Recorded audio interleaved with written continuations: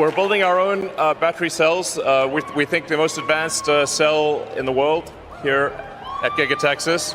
And we think over time this will probably be the biggest cell factory in the world. A new kind of battery has just emerged from behind Tesla's sealed lab doors in Austin, Texas. And it's nothing like what came before. Flashy launch, no press event, just a quiet breakthrough that's now sending shockwaves through the EV world. From the outside, it looks like any other battery pack. But inside, it's faster, safer, and more powerful than anyone thought possible. It doesn't just store energy, it delivers it instantly, with no fade, no lag, and no overheating. Tesla hasn't just improved the battery, they've changed the game forever. The old game was lithium's limitations. For more than a decade, the electric car race revolved around one material, lithium. It powered everything from luxury sedans to budget EVs, and it was treated as the unquestioned heart of the industry.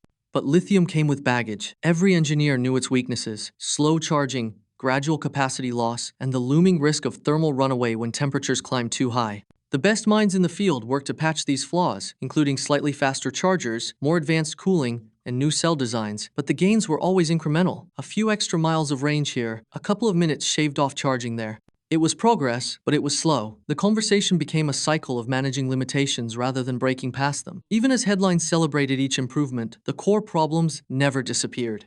Lithium was still expensive, still difficult to source, and still vulnerable to the politics of global supply chains. While the industry focused on squeezing more life out of the same old chemistry, Tesla quietly stepped away from the crowd.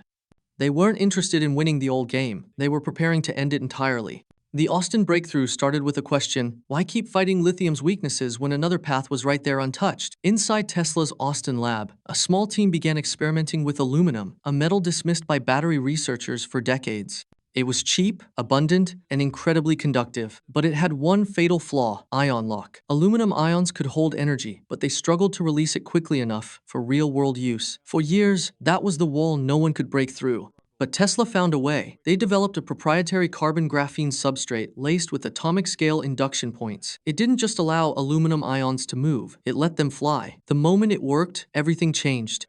Suddenly, the limitations of lithium weren't a problem anymore. Tesla had unlocked a material that could move energy almost instantly, without overheating, without degrading, and without the fragile supply chains that have haunted the EV industry from the start. The breakthrough wasn't just in the chemistry, it was in how the power was delivered. Tesla called it quantum burst control, or QBC. Instead of pushing energy out in a steady, limited flow like traditional batteries, QBC shaped and released it in precise, high-speed pulses. The effect was instant torque with zero lag, as if the battery could read the driver's foot before it moved. Lab tests showed numbers that didn't seem real: 0 watts per kg, more than 5 times the output of Tesla's own 4,680 lithium-ion cells. And the more the battery heated up, the better it performed.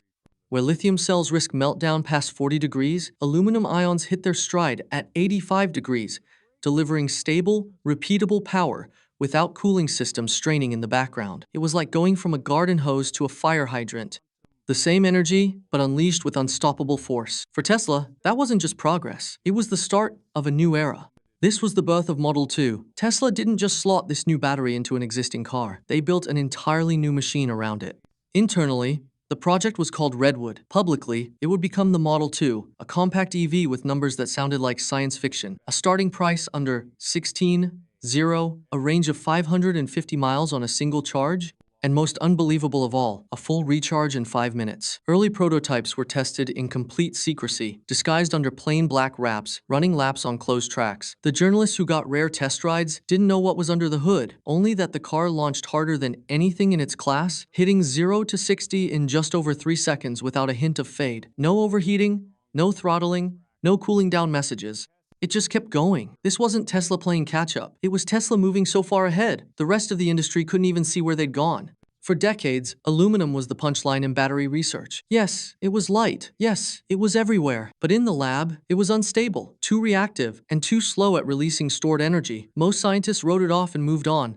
Tesla didn't. They realized aluminum's flaws weren't a dead end, they were a challenge. By embedding the aluminum core in a crystalline structure modified with graphene-like layers, they turned weakness into strength. Instead of degrading with heat, the structure tightened, becoming more efficient the hotter it ran. In deserts, on racetracks, under heavy loads, the performance didn't fade, it climbed.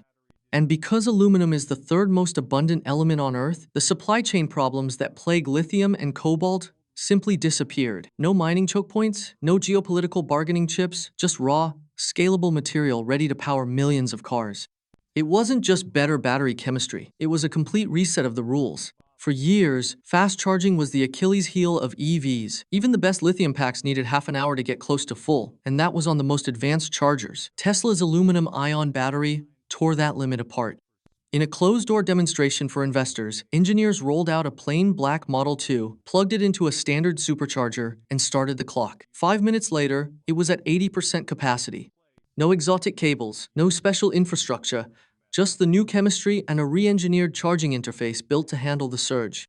Inside the cells, nanostructured pathways moved ions like liquid light, bypassing the resistance points that slow lithium down. Even more shocking, the battery barely warmed up during the process.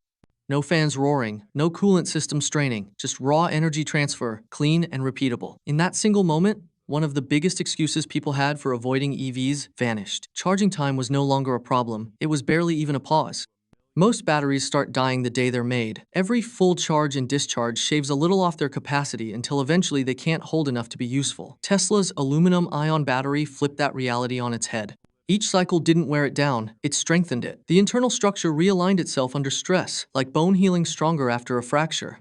In testing, even after 500 full cycles, the battery still delivered 100% of its original performance. That's more than a century of daily use without fading. And it wasn't just about longevity.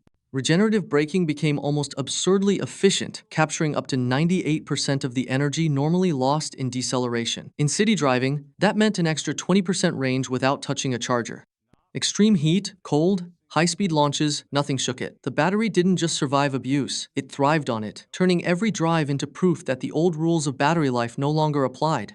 Tesla knew a breakthrough this big couldn't be bottlenecked by slow traditional production. That's why the first aluminum-ion hub was built in Giga, Mexico, a factory designed from the ground up for speed, efficiency, and scale. Gone was the water-heavy, slow-coating process used in lithium plants. In its place, Tesla used a dry electrode method that cut production time in half and eliminated billions of gallons of water waste each year. From raw materials to finished battery packs, the process took less than 72 hours. But Giga Mexico was only the start. Tesla's plan was a swarm, dozens of smaller autonomous microfactories placed around the world, each producing up to 1 million packs annually. By spreading production globally, they broke the lithium supply chain's chokehold and sidestepped geopolitical risks entirely. It wasn't just manufacturing, it was energy independence built, charged, and deployed on a scale no other automaker could match.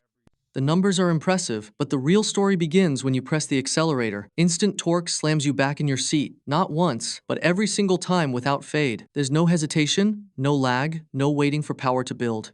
It's there, ready, as if the car already knew what you were about to do. Traditional EVs throttle output to protect the battery. The aluminum-ion pack doesn't need to. You can launch it hard lap after lap, climb steep grades with a trailer, or weave through city traffic, and the performance never drops. Tesla's AI-driven power management adjusts delivery in real time, matching your driving style and the road ahead. It feels less like controlling a machine and more like the machine is moving with you. Every turn, every surge of speed feels natural, effortless, as if the car itself wants to go faster. The arrival of Tesla's aluminum-ion battery isn't just another step forward. It's a leap that rewrites the rules for what an electric car can be and what energy itself can mean in our daily lives. Charging time, range, battery life, and cost, the 4 pillars that once held EVs back have all fallen at once. Now, the question isn't whether electric cars can replace gas. It's how quickly the rest of the world can catch up before they're left behind, because the race is no longer about building a better car. It's about building the future. And Tesla is already there.